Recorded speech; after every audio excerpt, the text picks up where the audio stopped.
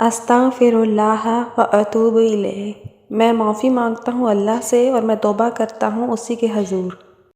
رسول اللہ صلی اللہ علیہ وآلہ وسلم نے فرمایا، میں تو ہر روز اللہ تعالیٰ سے 100 بار استغفار اور توبہ کرتا ہوں۔ اللہ کو سب چیزوں سے زیادہ توبہ کرنے والا جوان پسند ہے۔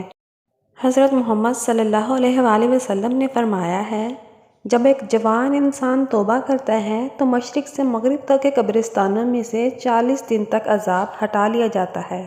رسول اللہ صلی اللہ علیہ وآلہ وسلم نے فرمایا، جو شخص استغفار کی پابندی کرے تو اللہ تعالیٰ اسے ہر غم سے نجات دیتا ہے، اس کے لیے ہر تنگی سے نکلنے کا راستہ بنا دیتا ہے اور اسے ایسی جگہ سے روزی دیتا ہے جہاں سے اس کو گمان نہیں ہوتا۔ حضرت ابو ہریرہ رضی اللہ عنہ سے روایت ہے کہ نبی کریم صلی اللہ علیہ وآلہ وسلم نے فرمایا، جب تم میں سے کوئی دیکھے تو اپنے سے مال و صورت میں کم تر کو دیکھے تاکہ شکر کرے۔